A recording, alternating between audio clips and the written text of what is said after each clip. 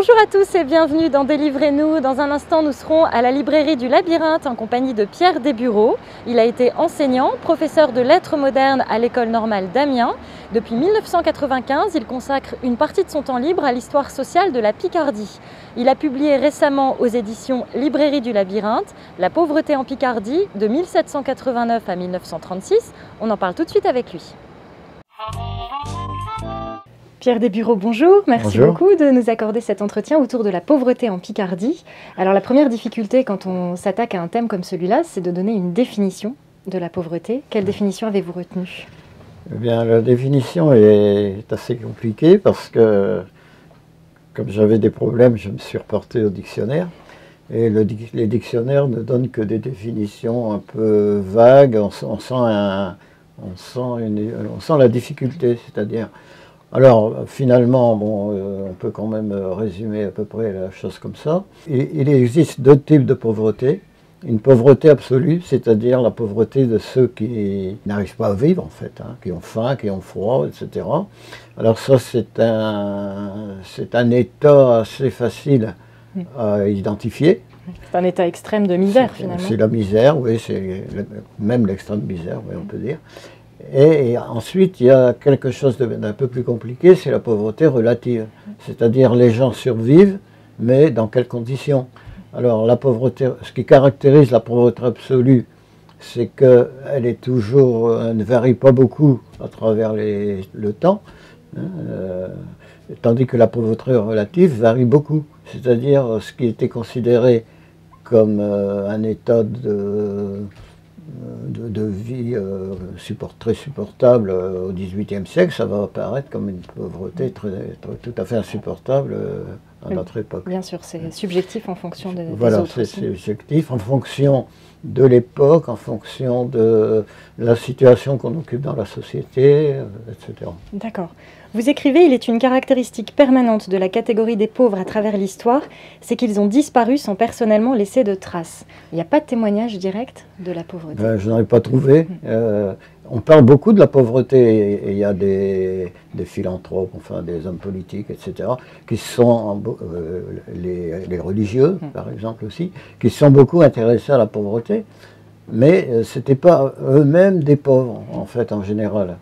Donc il y a une subjectivité, forcément. Voilà, c'est-à-dire que, et ce qui caractérise justement le regard de ceux qui sont un peu intéressés à la pauvreté, c'est qu'il y a un double regard souvent. C'est-à-dire que ce sont des gens qui s'apitoient sur le sort des pauvres, qui voudraient leur venir en aide, etc. Et en même temps, ils en ont peur. Parce que les pauvres, ça fait peur. Peur parce qu'ils menacent les gens non pauvres, disons, dans leurs biens, mais aussi pauvres parce qu'on a peur de le devenir. C'est-à-dire qu'il y a une image du pauvre effrayante. Vous décrivez une certaine vision romantique et vertueuse de la pauvreté. Parlez-nous de ce point de vue qu'on retrouve chez Michelet, par exemple, ou Montesquieu, Anatole France aussi. Oui, alors c'est une vision effectivement romantique, on pourrait dire pré-romantique, parce qu'on la trouve déjà bien avant. Alors d'abord, chez les religieux, chez les catholiques, par exemple, les chrétiens, enfin en général, la pauvreté est associée pendant longtemps à la sainteté. Hein, il y avait les pauvres de Dieu, enfin les moines mendiants, etc. Mais ça a disparu, enfin ça s'est considérablement atténué au cours du XVIIIe siècle. Hein, parce qu'avec l'esprit des Lumières est arrivée une autre idéologie qui était que le pauvre devait servir à quelque chose, en quelque sorte. Mais il en est resté l'idée qu'il ne pouvait pas y avoir de démocratie sans, comment dire, sans sobriété, en quelque sorte. Oui. Ça, c'est l'idée de Montesquieu, de Rousseau aussi, d'ailleurs. Et puis, c'est une idée, effectivement, qu'on retrouve hein, pour aller vers une sorte de bonheur, disons, il faut renoncer à la consommation, une austérité, etc. Voilà. Donc, en 2010, aujourd'hui, ça perdure un petit peu, cette idée? Oui, ça perdure, à travers notamment les écologistes et puis même Paul Ariès, qui n'est pas tout à fait un écolo, mais il défend cette idée. Même si la pauvreté a joué un rôle dans la survenue de la Révolution française, vous écrivez que c'est plus souvent l'espoir que le désespoir qui a suscité les grandes luttes sociales qui desserraient les liens de la misère. Ça va un peu à l'encontre des idées reçues. Oui, c'est vrai, parce qu'il y a beaucoup de gens qui disent quand ils vont en baver, etc., ils vont se révolter. Mais en fait, c'est pas souvent comme ça. Enfin, il peut y avoir quand même de la misère à la base, mais il faut que les gens aient un espoir. S'ils ont perdu tout espoir, ils sont ratatinés. Ils sont, voilà, c'est ça, léthargiques. Ils ne bougent plus. Et ça s'est vu fréquemment. Enfin, ce qui était bien pendant la Révolution, c'était les cahiers de doléances, où les gens ont eu l'opportunité de s'exprimer et ils ont vu qu'ils pouvaient obtenir quelque chose malgré tout. Beaucoup plus qu'ils ne pensaient d'ailleurs. Alors on sait que les Parisiens ont pris la Bastille le 14 juillet 1789. Racontez-nous ce qui s'est passé à Amiens le même jour. Oui, alors justement c'est caractéristique comment dire, de l'état de l'époque, de l'état social de l'époque. Le même jour à Amiens, il y a eu des révoltes de la faim en quelque sorte. Hein. C'est-à-dire que, bon, il y a des raisons diverses, mais enfin, les raisons conjoncturelles, c'est qu'il y avait eu des très mauvaises récoltes en 88-89, et donc il y avait une sorte de famine, c'est un grand mot, mais une disette importante, et la manifestation a obligé les autorités locales à réagir, à distribuer de la farine aux boulangers, etc. D'accord. Et on voit que ce qui se passait à Paris et ce qui se passait à Amiens, c'était pas du tout coordonné. Non, c'était pas en liaison forcément à l'époque. Il y avait les mêmes raisons. Les mêmes revendications. La nationalisation des biens du clergé lors de la Révolution aggrave fortement la situation des plus démunis. Alors pourquoi? Oui, parce que ça peut paraître paradoxal, mais en fait,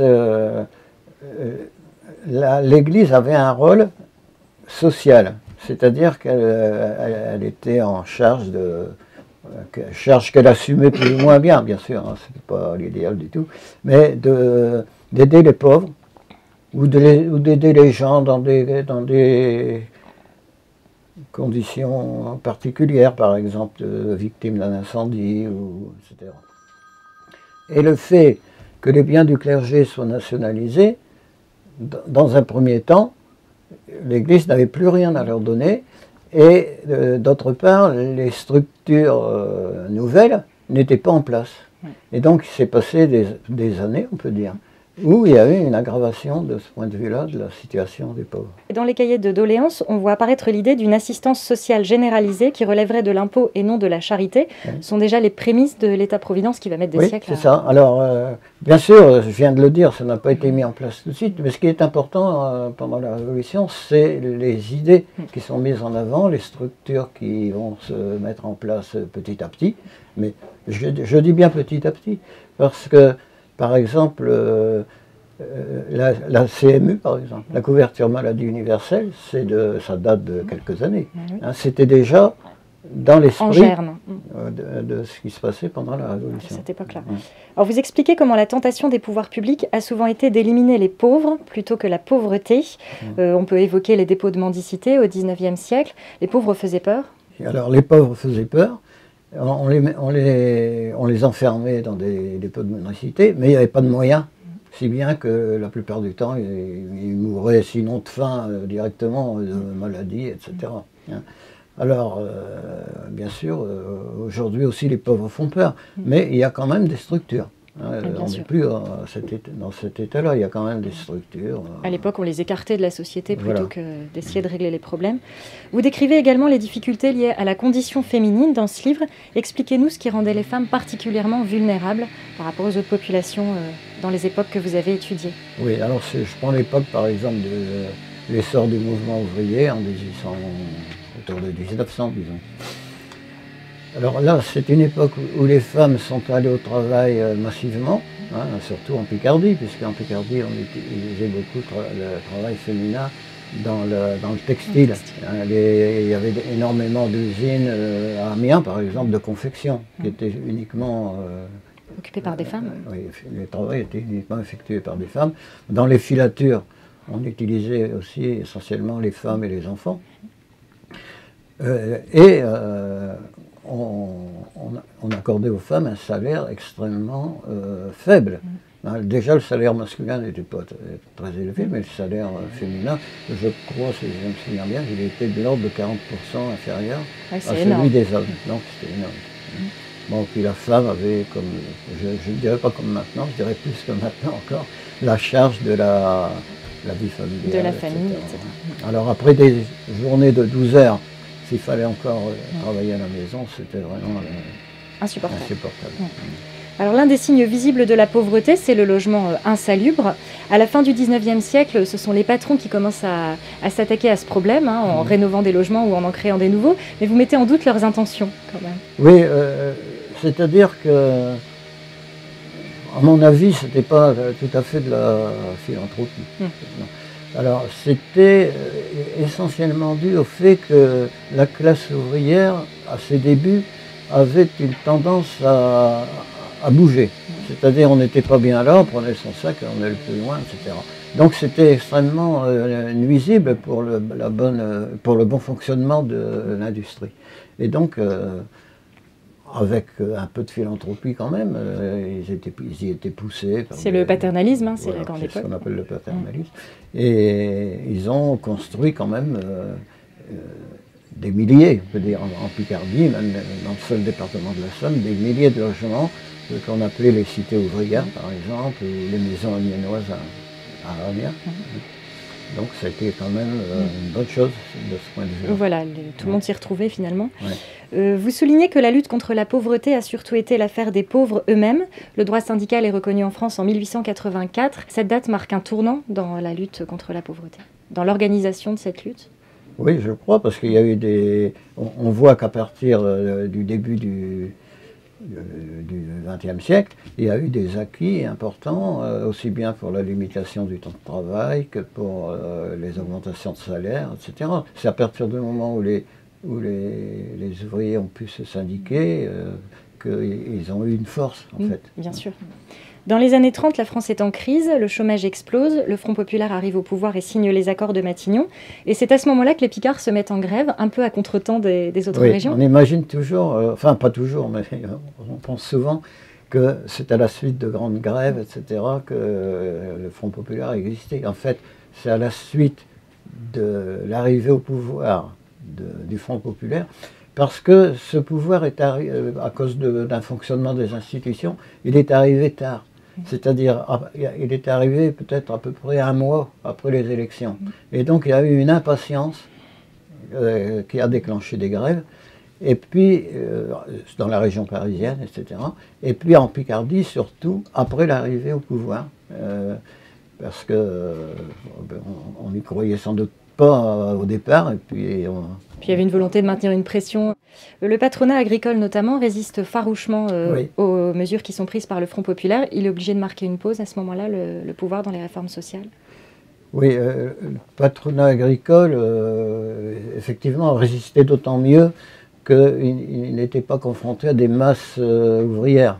Il y avait quand même des fermes importantes qui avaient une dizaine d'ouvriers, mais enfin, ce n'était pas la majorité. Il y avait beaucoup de petites fermes. Donc, il est plus facile de résister quand on a un ouvrier ou deux que de résister quand il y en a 1000. Et par conséquent, il était aussi idéologiquement sous la pression de journaux agricoles très orientés à droite, même à l'extrême droite. Alors, le patronat agricole a résisté, le patronat industriel aussi, parce que passé le premier temps où ils étaient assez abasourdis, ils ont repris du poil de la bête, si je puis dire. Ils se sont organisés aussi. Et ils se sont réorganisés à leur tour. Et par conséquent, s'il y a eu effectivement des avancées importantes qui sont restées, comme les congés payés, les conventions collectives, etc. Et il y a eu quand même une reprise en main dès 1937 du patronat. Vous faites un état des lieux de la situation en 2010, et donc vous notez le recul de la pauvreté absolue, mais par contre une nette aggravation de la pauvreté relative. Oui. Alors moi quand je l'ai écrit, c'était pas encore la crise. C'était le début de la crise. Ce qui caractérise l'époque, c'est avant même la crise, c'est le délitement d'une petite bourgeoisie en fait, qui est à son tour victime de la politique financière actuelle. On sent plus maintenant que quand j'ai écrit le livre. Et vous précisez que les écarts qui se creusent entre riches et pauvres sont moins dus au revenu du travail qu'au revenu du patrimoine? Oui, c'était une constatation qui a été faite parce que les gens qui avaient de l'argent l'ont investi.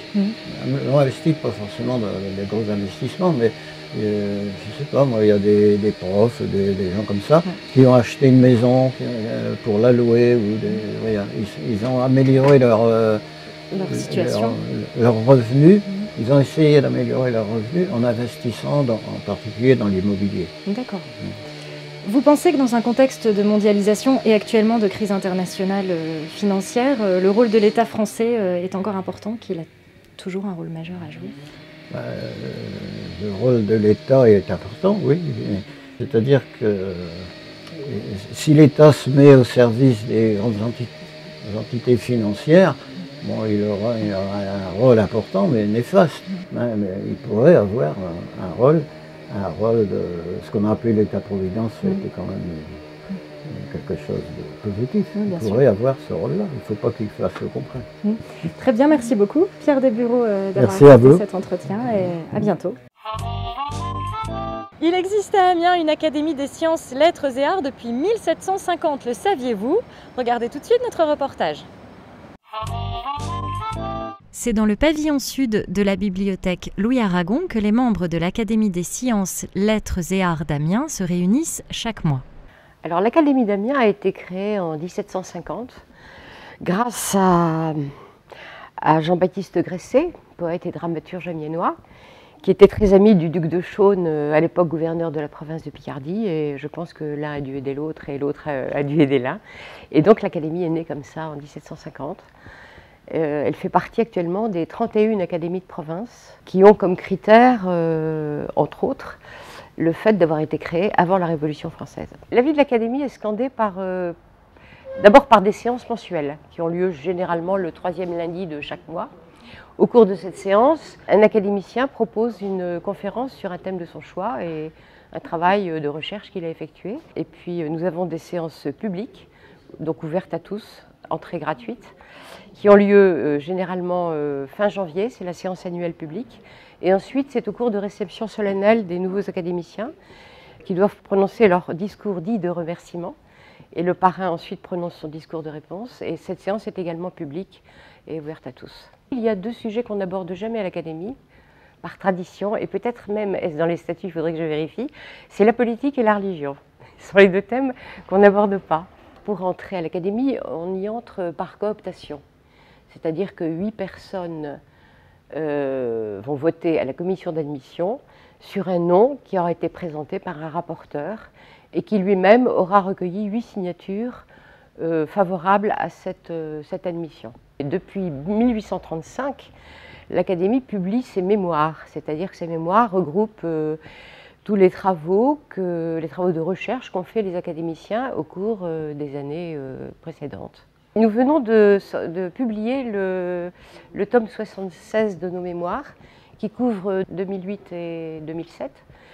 Et cet ouvrage est donc en vente chez Martel et chez Évrard, les librairies d'Amiens. Nous décernons chaque année depuis 28 ans un prix de l'Académie en peinture, un en sculpture et parfois un en photographie au cours d'une exposition d'art plastique. Et la cheville ouvrière de cette exposition, c'est le professeur Maurice Laude. Le 2e prix, c'est depuis 8 ans maintenant, ça va être la 9e année cette année.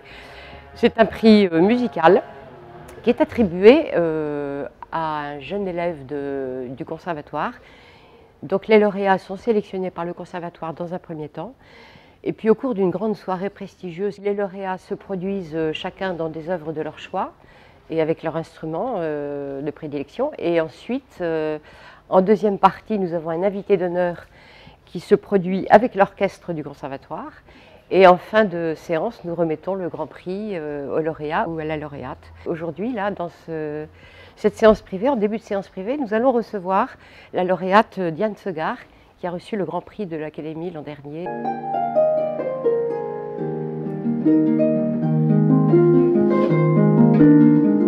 Des jeunes talents, doués, méritants, parce que c'est les deux caractéristiques de ce prix.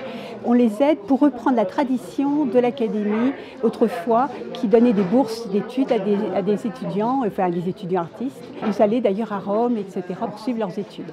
Donc là, on n'a pas repris cette tradition, mais on a voulu reprendre le soutien aux jeunes pour les aider dans leur parcours artistique ensuite. L'année prochaine, on a d'autres projets, ce sera le 9e. Je pense qu'on reprendra le piano. Donc en restant focalisé sur Amiens. L'année suivante, ce sera le 10e anniversaire, donc ce sera extrêmement festif. L'Académie d'Amiens, reconnue d'utilité publique depuis 1877, a compté un Jules Verne assidu parmi ses membres jusqu'à sa mort en 1905. Cette émission est maintenant terminée. Merci de nous avoir suivis. On se retrouve très prochainement sur TV Amiens pour un nouveau Délivrez-nous.